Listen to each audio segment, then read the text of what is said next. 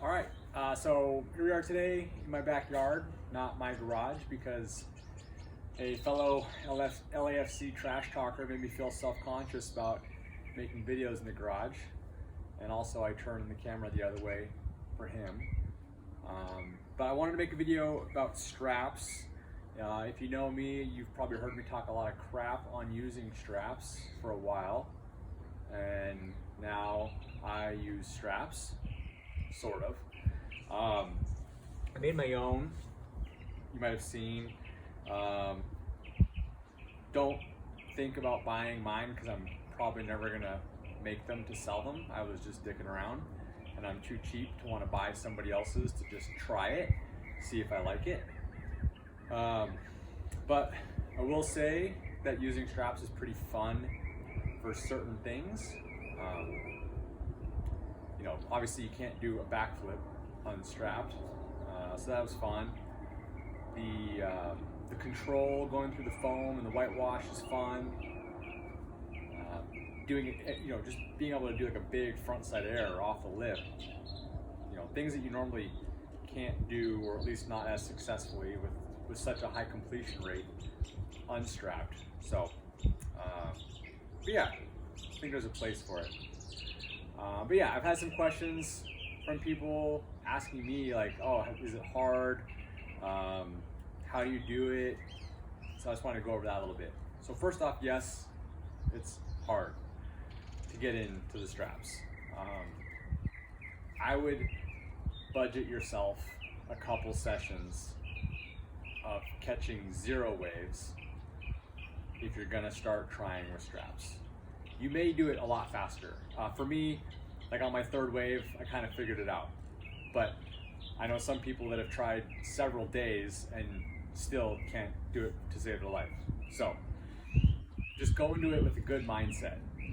I would also say pick a kind of a fat wave that's gonna roll for a long time, like give you a long time to like try and figure it out. You know, if you're doing kind of like a punchy, dumpy wave, and you only have a couple seconds to get up before the wave dies out, you're setting yourself up for failure. So pick a good wave. And then the technique that I've done that worked best for me is back foot first. I've heard some people say, oh, you have to do front foot first. And for me, back foot first worked really well. I could not figure out front foot first, like at all. I had zero success with that. And when I say back foot first, I guess I'll just kind of show. You know, when you're paddling, I just hold on to the rail and right away bring this back foot kind of over, and when I'm putting it on, I just slide it in. And then from here, I'm holding the rail, and I'll bring my front foot up, and that's when I kind of get here and just shuffle it in. That's what worked best for me. I'm sure there's other people that have success doing it other ways, but that's what worked best for me. The back foot first. For the mounts, I've used the NSI stick-ons that, you know, so far holding up great and were very easy to put on. I just cut out little blocks of where my foam was and stuck them on. I've heard different theories about where to put your foot with straps versus no straps. And for me, I just put my foot where my feet normally are, unstrapped. So, you know, like if I'm pumping, my front foot sometimes will slide up a little further. But typically I ride, like there's a pretty good well right here for my foot, just stomping on it through turns and most of the riding. So I just put my foot in there, and then I gave myself a little bit of space on, it's like my foot's almost about the same size as my hand. So I gave myself a little bit of space between the blocks, so that the pad or the strap I would have room to kind of, it wouldn't have to be so precise. And then I lined it up so that, you know, when I was practicing, I would just put my foot on the day before I did this, I made sure when I was riding a wave, I looked down at where my foot was and kind of got a good mental note of like where my toes were, where my heel was, so I could kind of figure out what the spot was. And then from there, I figured I want my strap to go, you know, if this is my foot, almost up to the ankle. Like that's gonna be a really secure feeling. So that's where I put my my blocks, the stick-ons. And then same thing with the back. These are cool, these NSIs are cool because depending on which straps you use, you can use the 2 holes or you can just use one, and you can kind of cross, you know, to give yourself like different angles if it's not working, or if you want a different feel for, maybe if you know you're just doing like a toe session or a downwinder session, as opposed to, you know, actually trying to surf and like carve faces and like beach break. But yeah, for the strap so far, I think, so I've seen the Armstrongs. I don't like them, and I know a lot of people are just gonna say I'm just an Armstrong hater. I'm not, but I don't like the Armstrong straps because they're too stretchy. Just putting them in on the board with my feet like on dry land and wiggling around, I could feel them lifting up. So you're gonna want a strap that's tight. You don't want your foot to move because you don't want, when you're when you're pumping up off the wave, like doing an air or whatever, you don't want your foot coming away. You want that, that's what the straps are for, is to keep that connection. I think Paul Cooper, Fluted Coop, has a really good looking strap. I'd give his a shot.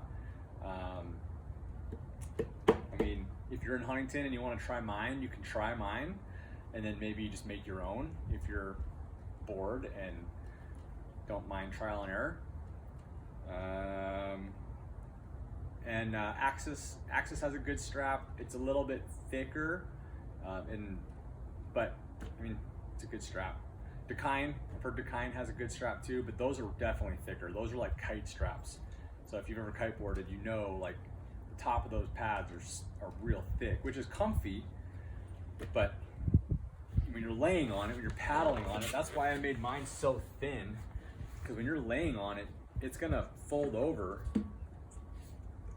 and if it's thick, like even this one alone, like this is pretty thin. This is thinner than the Armstrong. Even this one, like I feel it in my chest, and my chest was kind of sore after 2 days in a row. So, but yeah, that's who I would check out. Probably Fluted Coop. You know, try the Axis ones. Check out the Axis ones. Maybe the Dakine if you don't mind that extra foam. And then the other thing I would say, just now I'm thinking about it, is it's a different technique. It feels different for me, at least, when you get up and you're riding. I know this is like, again, so pause the video now, go try straps. All right, okay, welcome back 2 weeks later, you figured it out, right? The feeling is different because when you start pumping around, most people, you'll notice, you may not notice when you're doing it, but if you watch your friends, when you're pumping, your foot, you know, is coming up off the board, and a lot of people, I've noticed their back foot sometimes comes almost all the way off the board. Front foot too, you know, you're lifting your front foot too. So when you have the strap on, you can't lift up.